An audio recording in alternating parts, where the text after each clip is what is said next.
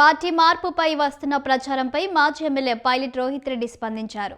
Social మీడియాలో తనపై rumours create చేస్తున్నారని, ప్రజలకు ఇచ్చిన హామీలు పక్కదారి పట్టించేందుకు ఇలాంటి పుకార్లు రేపుతున్నారని మండిపడ్డారు.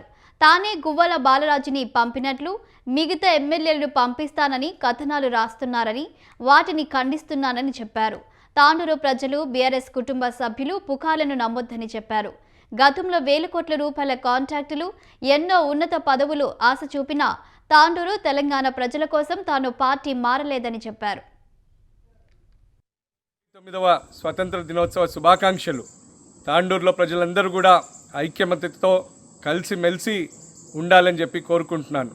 మన ఈరోజు స్వతంత్రంగా ఉన్నాము. ప్రపంచంలో భారతీయులందరూ కూడా స్వేచ్ఛగా మరి అన్ని రంగాలలో ఈరోజు ముందుకు దూసుకెళ్తున్నారంటే ఎంతోమంది పుణ్యాత్ముల బలిదానాలే అని చెప్పి నేను మీకు గుర్తు చేస్తూ ఉన్నాను. మరి మన పూర్వీకులు కలలు కన్న భారతదేశాన్ని మనం సాధించాలంటే మనం అందరం కూడా మన బాధ్యతగా మనం భావించాలి.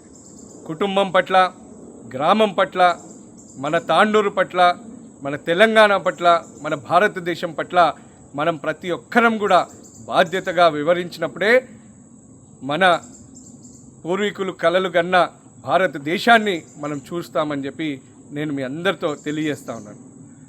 అదేవిధంగా తాండూరులో మరి భారీ వర్షాలు పడుతూ ఉన్నాయి.